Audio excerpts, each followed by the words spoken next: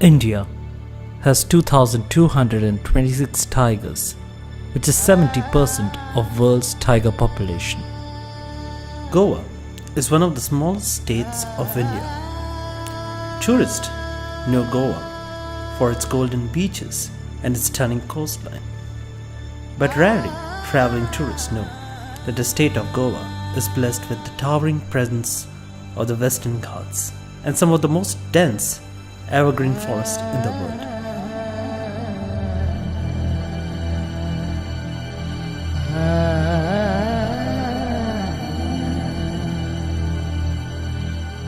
It is a home to 5 wildlife sanctuaries.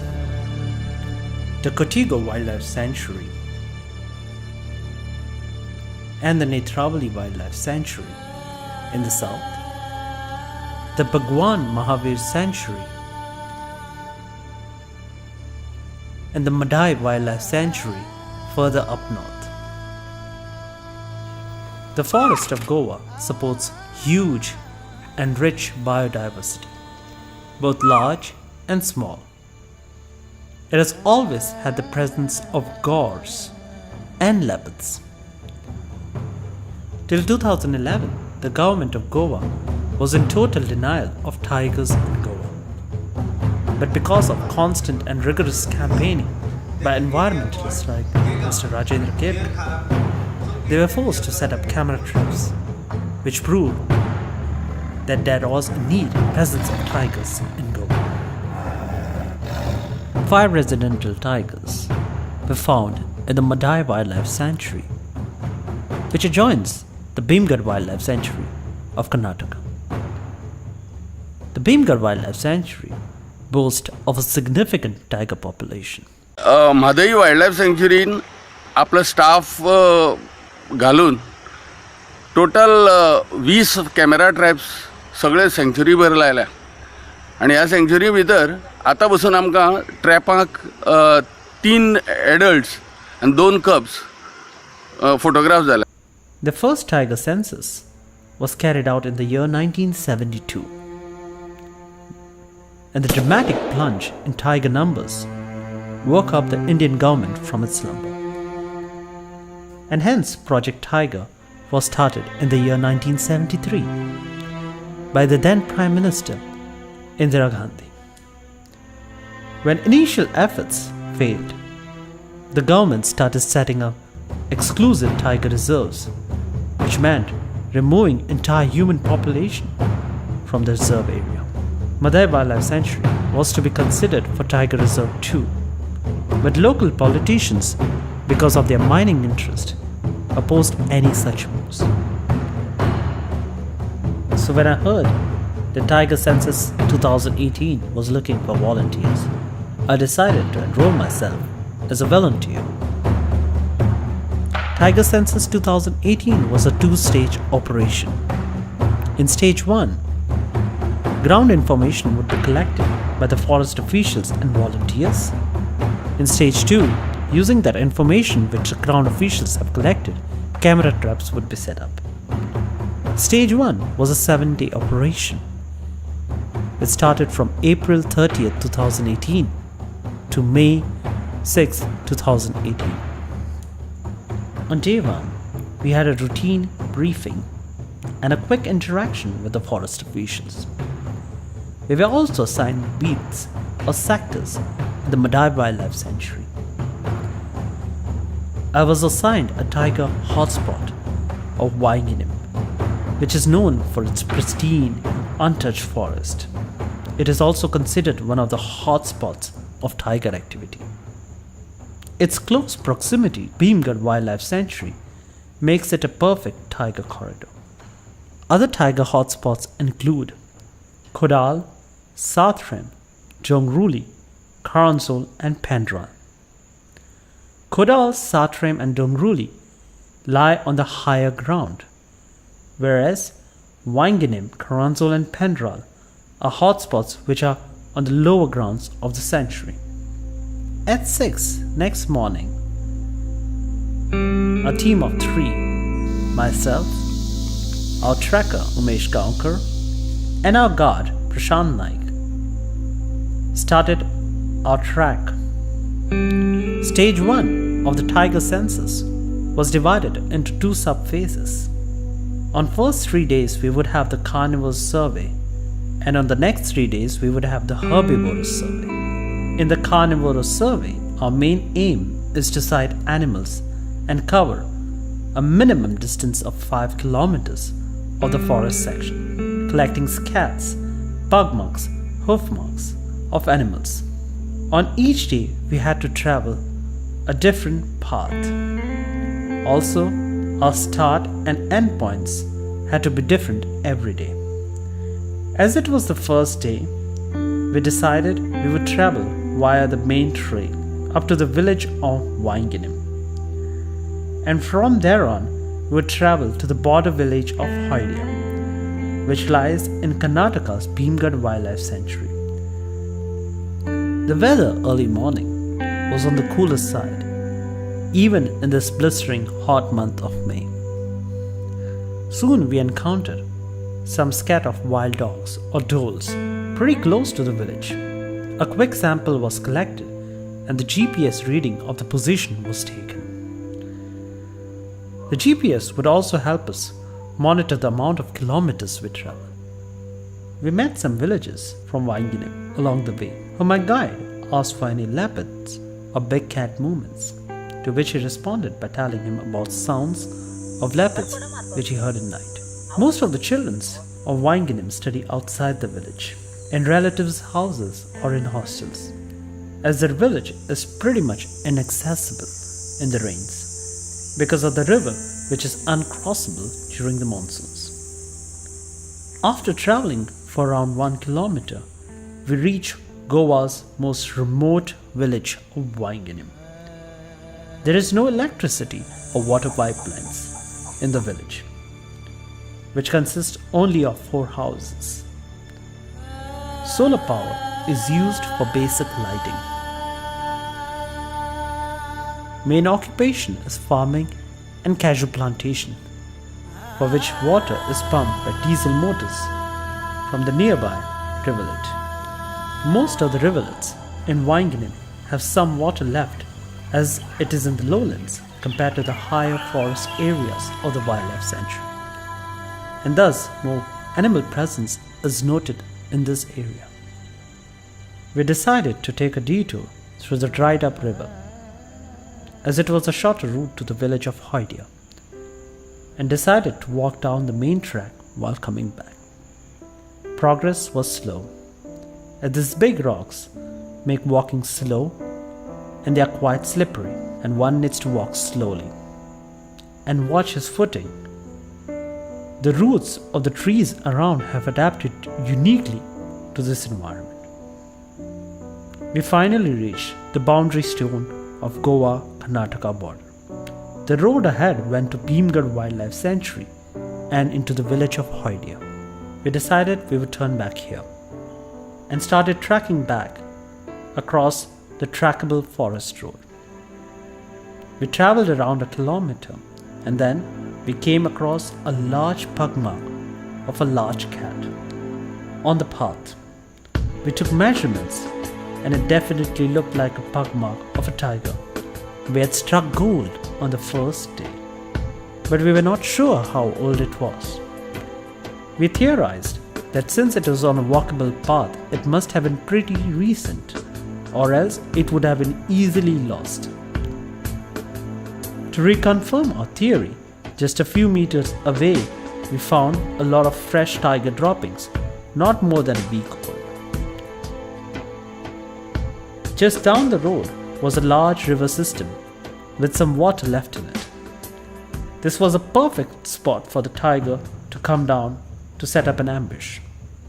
Tigers are ambush hunters, which rely on camouflage, and with their sheer strength they can even take down large prey by surprise, like seen in this rare tourist video.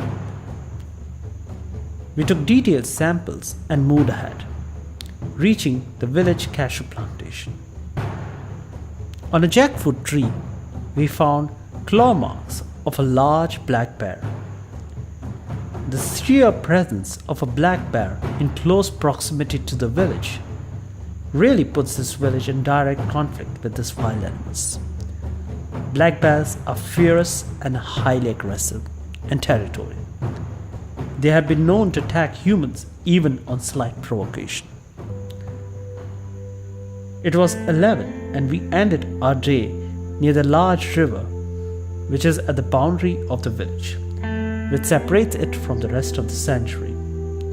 We took our GPS reading and a quick marker was set up.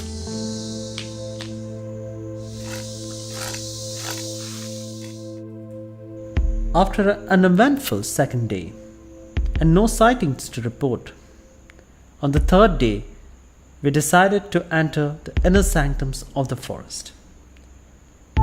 Determined to get sightings, we started early. The day was much warmer. Each of us had 1 liter of water with us, which we had carried with us. The lighter you are on a track, the easier it is for you to move. As we moved into the deeper forest away from the track, the temperature and the humidity rose several times over inside the dense vegetation. One needs to be careful where one steps into the ground cover, which is covered by a carpet of dead leaves and is an ideal place for snakes, which seek a cooler environment under the refuge of leaf cover. As a small hump-nosed pit viper, which just went under my guard shoes. Things can become pretty claustrophobic and disorienting pretty soon, as our experienced tracker could not get the right path, as we lost sight of our predetermined path, traveling most of the time on hilly terrain. We reached a point where we were almost out of water supply, and we still could not locate our path. After traveling for more than 6 kilometers, we finally could see a river from the slope we were climbing down. If lost in a forest, following a river downstream is your best bet to get out of the maze. We followed the river and finally reached the predetermined point we wanted to reach. Trackers are generally locals who know the patch of the forest like the back of their hand. We were tired and heaved a sigh of relief. We had reached close to our exit point from the forest. As we reached the edge of the forest, we were greeted by a sight of forest fire which had been set up freshly a day or two ago. Forest fires are generally man-made in this forest, either to clear path or just as a mischievous, irresponsible behavior on part of villagers who do so in order to farm their own crop in the cleared land or just to provoke the forest officials. This forest fire can cause a lot of damage, and the carpet of dead leaves can spread this fire very easily, killing a lot of smaller biodiversity and also damaging old trees which are home to many rare birds. It was sad to see that the people of the forest, instead of helping, are taking steps which will seal their own fate. It was time for phase 2 of the 7-day census, which was the herbivorous zone. For the rest of the 3 days, the forest patrol jeep dropped us at a predetermined spot in the forest. We traveled through pristine rainforest for 2 kilometers, trying to get an early morning sighting of any animals in a 50-meter range. Every 400 meters, we set up a mark and took a GPS reading. After reaching the 2 kilometers mark, we set up a circle of 20 meters circumference and did a quick vegetation count of trees more than 2 meters tall in ascending order. Also, a 5-meter circle was set up to count plants below 2 meters, and a 1-meter circle was made to count herbs and weeds. Also, we made a 20-meter by 2-meter square and cleared up the entire patch of ground foliage. We searched for animal pallets and did a quick pallet count. Our motive was to identify the herbivorous patterns and to make rough analysis of their movements and number. As the jeep arrived for the final time on the 5th day, it was quite a mixed feeling.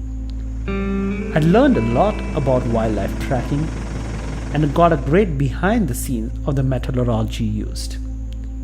Based on the data collected by us and the other teams, camera traps would now be set up.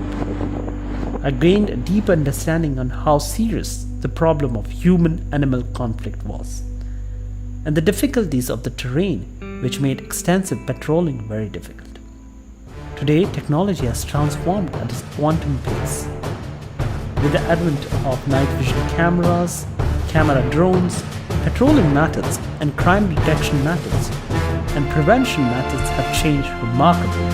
A lot of countries around the world are using such technologies for military and civilian purposes. A lot of wildlife conservation efforts are being done using drone monitoring technology. I wondered why such technology was not being used in India, which is the home to 70% of world's tiger population. It is something which still leaves me baffled. In the year 2012 to 2017, we lost 22% of 508 tigers which died to the cases of poaching. 2 camera traps which were recently set up in Madhai Wildlife Sanctuary were stolen by unknown miscreants, which leaves a lot of concerns to be addressed. We had almost reached the end of the census. We had a lot of secondary evidences, but very few sightings, which had left me a bit down in spirits. The RFO of Madhai Wildlife Sanctuary, Mr. Prakash Shalilkar, one of the most honest and dedicated officers in India, known for his exemplary dedication, sensed our feeling and arranged for us to be a part of the night patrol jeep to the village of Hoidia. It was an exciting offer, even if it meant a bumpy ride in the back of a jeep, to witness different shades of the forest in the night. We spotted a herd of gaur near the close proximity of the forest as we traveled all the way to the village of Hoidia in Karnataka and returned back. Though we did not spot any big cats, a good prey base was always a great sign. It was one of the most amazing experiences as a wildlife lover I could have had, and I'm glad I could have contributed in some way to save the spirit of the forest, our tigers.